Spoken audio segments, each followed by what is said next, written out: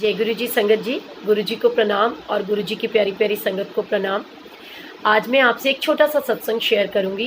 ये सत्संग है first week of Jan 2019 Tuesday का, जब गोल्डन क्वात्रा पैलेस में सत्संग था और गुरु जी की कृपा से मुझे ये सेवा गुरु जी महाराज ने बख्शी। अशोक बंसल भैया और संजय मेहंदीरता अंकल ने मुझे बोला कि सोनिया आंटी, आपने अपनी टीम को लेकर आना है और लंगर प्रसाद की सेवा करनी है।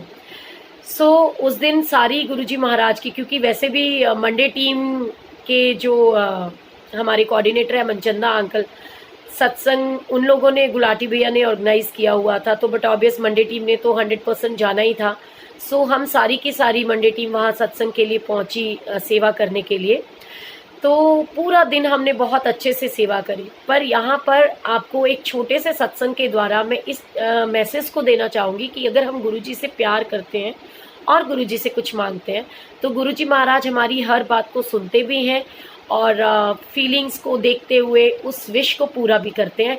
और हमें ये मैसेज भी देते हैं कि गुरुजी की सेवा, चाहे वो लंगर की सेवा है, चाहे वो वॉशरूम की सेवा है, चाहे वो डेकोरेशन की सेवा है, चाहे वो फ्लावर्स की सेवा है, हर एक सेवा का अपना महत्व है। हर एक सेवा के अंदर अपनी अपनी एक ब्लेसिंग्स है। सो कैसे? तो उस दिन हम सब लोग सत्संग कर रहे थे।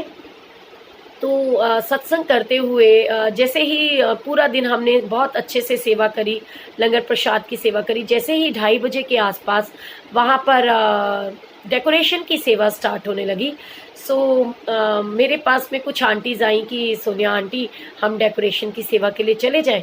तो हालांकि मैंने उनको बड़े प्यार से ये समझाया कि सेवा गुरुजी महाराज की, आप कोई भी सेवा कर सकते हो, तो वहाँ डेकोरेशन की सेवा से क्या होगा। हम लंगर की जो सेवा कर रहे हैं, सबसे बड़ी सेवा लंगर प्रसाद की सेवा होती है, जो कि हम दिल से लंगर प्रसाद जब बनाते हैं, गुरुजी महाराज इसको भोग लगाते हैं और बनाने वाले का भी कल्याण होता है और खाने वाले का भी कल्याण होता है। बट कई बार क्या होता है कि बच्चों की जिद के आगे बड़ों को झुकना पड़ता है। सो मुझे लगा कि ठीक है, कोई बात नहीं, अगर आपका मन है तो आप जाओ, वो वाली सेवा कर लो। सो सेवा करते करते वो लोग अपनी सेवा में चले गए और हम अपनी सेवा कर रहे थे। और क्योंकि जैसे मैंने बताया कि जो सत्संग है वो मंदिर मैनेजमेंट की तरफ से ऑलमोस्ट समझ लीजिए कि गुलाटी अंकल और मनचंदा अंकल बेसिकली जो होस्ट कर रहे थे, तो वो एक फील थी कि भी ये हमारे घर का सत्संग है, हमारा अपना सत्संग है। क्योंकि गुरुजी महाराज के सत्संग में तो वैसे ही बहुत खुशी होती है, और अगर वो अपनी ही फैमिली के अंदर अगर हम सत्संग करा रहे हो तो उसकी खुशी तो 4 गुना हो जाती है।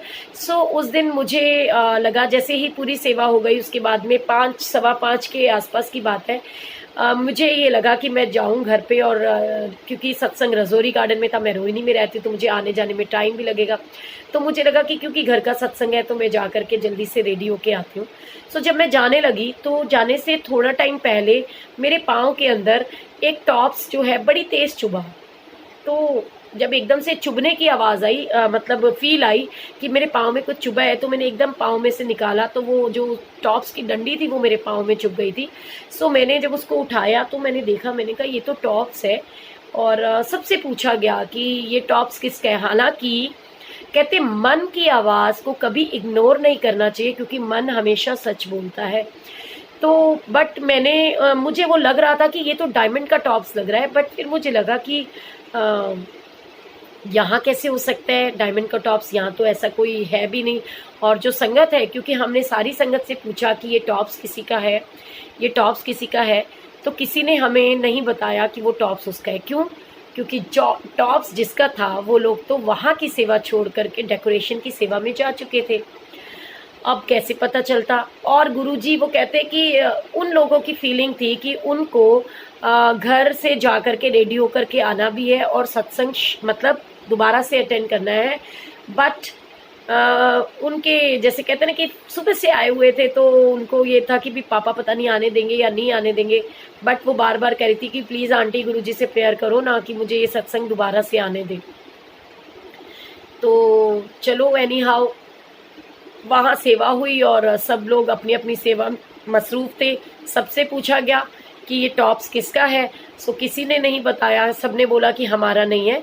तो पता नहीं, गुरुजी कहते हैं कि अपने बच्चों की प्रोटेक्शन के लिए, उनकी फीलिंग्स के लिए, उनके अच्छे के लिए कुछ भी कर सकते हैं। कभी कभी छोटा सा जो कष्ट आता है वो बहुत बड़े कष्ट से हमें बचाता है।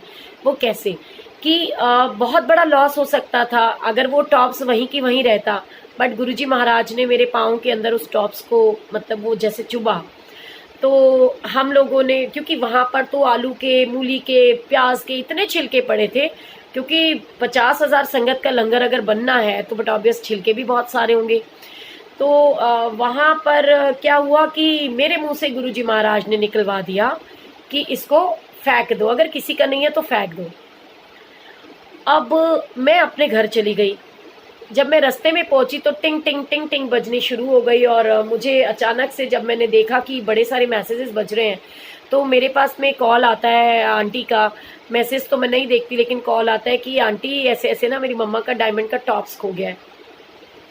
जैसे ही उसने बोला कि मम्मा का डायमंड का टॉप्स खो गया है, अब यहाँ सुनने की बात है कि जो सच होता है ना उसमें कितनी शक्ति होती है। अगर मैं उस समय ये सोचती कि हाय अगर मैं अब इनको ये बताऊंगी कि वो टॉप्स तो मैंने फिकवा दिया, कि मैंने बोला फेंक दो, तो सब लोग मेरे को बहुत गुस्सा करेंगे। लेकिन नहीं, मैं हमेशा सच बोलती हूँ, और मैंने उस दिन भी बोला, मैंने कहा कि रचना बेटा वहाँ पर तो टॉप्स तो मिला था, लेकिन जब उस समय सबसे पूछा गया था कि ये टॉप्स किसका है, तब तुमने क्यों नहीं बोला कि ये हमारा टॉप्स है। तो कहती है आंटी मैं तो वहाँ थी नहीं, मैं तो फ्लावर सेवा में चली गई थी। तो बस मुझे उस समय कुछ दिखाई नहीं दिया कि मुझे तैयार होना है या मुझे सुंदर बनना है, बस मुझे यही समझ में आया कि मैं फटाफट से जाऊं और इनका टॉप्स ढूंढूं। मैंने वहां से फ़ोन करा अशोक बंसल को कि भैया ऐसे ऐसे ना रचना का टॉप्स खो गया है, तो प्लीज़ आप ना वहाँ पर वो जो कूड़ा है ना वो सारा का सारा, मैं जब तक आ नहीं जाती वो वहाँ से उठवाना मत, वो वहीं रहने देना। तो भैया ने मुझे बोला कि सोनिया आंटी अब तो सारा कूड़ा हमने बोरों में भरवा दिया, तो अब छोटा सा टॉप्स कैसे ढूंढोगे आप, और वैसे भी रात का टाइम हो चुका था। तो मैंने उनको कहा, मैंने कहा चाहे जो भी है, अगर गुरुजी ने वो टॉप्स गुमवाना होता तो वो हमारे पाँव में आता ही नहीं, हमें दिखता ही नहीं। गुरुजी ने वो वापस दिलवाना है, इसीलिए वो हमारे को दिखाई दिया। तो ऐसा कह करके मैं घर से फटाफट मैंने ऑटो किया और मैं वहाँ गोल्डन क्वात्रा में पहुँची। और जब मैं पहुँची तो लोहित, नारंग सब बच्चे वहाँ पर सेवा कर रहे थे। तो मैंने उनसे पूछा कि बेटे वो बोरा कहाँ पर रखे हैं, तो बोला दीदी ऐसे ऐसे किचन साफ करनी थी क्योंकि भोग लगना था, तो हमने ना वहाँ पर रख दिए हैं। लेकिन दीदी हाउ इट्स पॉसिबल, इतना छोटा सा टॉप्स है और इतने बड़े बड़े बोरे, उनमें कैसे आप करोगे, ढूंढोगे, और वो कैसे मिलेगा। तो गुरुजी ने अचानक मुझे ये दिमाग में दिया कि मैंने संगत को ये बोला था कि अगर किसी का नहीं है तो इसको फेंक दो। तो उन्होंने उस समय मेरे दिमाग में डाला कि मैं कहाँ खड़ी थी जब मैंने ये बोला था कि इसको फेंक दो। तो सारे के सारे बच्चे मिल करके इधर उधर टॉप्स ढूंढने लग गए, और अचानक दिमाग में आया कि मैं इस जगह खड़ी थी और मैंने ऐसे इस डायरेक्शन में उसको बोला था कि फेंक दो, लड़की ने ऐसे फेंका। तो हमारे को वो दिमाग में आ गया। उसको बचाने के लिए गुरुजी महाराज ने वो टेबल जो हमने कवर कर रखी थी ना सामान रखने के लिए, मतलब वो चीज़ हमारे को दिमाग में आई कि अगर कोई चीज़ फेंकी जाएगी तो उछल करके कितनी दूर जा सकती है। और सारे बच्चों ने ढूंढा और गुरुजी की असीम कृपा कि वो टॉप्स उसी जगह से हमें मिल गया। अगर वो हमने, अब यहाँ सब बात ये आती है कि हमने कहा था फेंक दो, अगर हम नहीं फेंकते और वहीं ऐसे ही उसको मैं छोड़ देती या फेंकते वहीं गिरा देते, ऐसे नहीं फेंका जाता, तो वो उस गार्बेज के साथ, उस कूड़े के साथ चला जाता और शायद ढूंढना वाकई मुश्किल हो जाता। तो गुरुजी ने, और इससे भी बड़ी कृपा कि गुरुजी महाराज को ये पता था कि उन्होंने रचना और उसकी मम्मी को स्पेशली, वो कहती थी कि मेरे पापा सत्संग में नहीं आते आंटी, हम गुरुजी से प्रेयर करो कि पापा भी आएँ और हम लोग गुरुजी का सत्संग अटेंड कर सके, हमारा बहुत मन है। तो गुरुजी महाराज ने, क्योंकि सुनने की चीज़ है, टॉप्स की बाली कान के साथ ही चिपकी हुई है और वो घर तक पहुंच गई। गोल्ड की बाली होती है, घर जाने तक भी वो बाली कान के साथ चिपकी रही, लेकिन टॉप्स यहाँ गिरवा दिया गुरुजी ने। और उन लोगों को सत्संग के लिए वापस बुलाया और हम सब लोगों ने मिलकर टॉप्स ढूंढा। कैसे गुरुजी ने रचना और उसकी मम्मी की विश पूरी करी। तो कहते कि कभी कभी कष्ट आता तो है, लेकिन उस कष्ट में भी अगर गुरु की कृपा और उनकी हुक्म में रहते हुए उनका शुक्राना किया जाए, क्योंकि उसकी मम्मी विचलित नहीं हुई थी, वो उन्होंने कोई रोना नहीं स्टार्ट कर दिया था, बस उन्होंने ये बोला कि आंटी ऐसे ऐसे प्लीज़ देख लो, कोशिश कर लो, अगर मिल जाएगा तो गुरुजी की कृपा है। तो गुरुजी ने उन लोगों को सत्संग में बुलाने के लिए इतनी बड़ी ये लीला रची कि जो टॉप्स है वो गुमवा दिया, और जब वो लोग सत्संग में पहुंच गए तो उनके पहुंचने से पहले पहले गुरुजी महाराज ने उस टॉप्स को दिलवा भी दिया और बहुत ही प्यार से उनको अपनी बिल्कुल पास में बिठा करके सत्संग शेयर, मतलब उन्होंने सुना सत्संग और लंगर प्रसाद किया। तो गुरुजी की कृपा ऐसे ही है, जिनको प्यार से अगर हम गुरुजी से कुछ भी मांगते हैं तो गुरुजी महाराज अपनी कृपा के साथ हमारी हर विशेष को पूरा करते हैं। सो विश्वास होना चाहिए गुरुजी के ऊपर कि जो जो तेरा हुक्म है तीवे त्यू होवना और ताती वाऊ न लगी पार ब्रह्म शरणाई।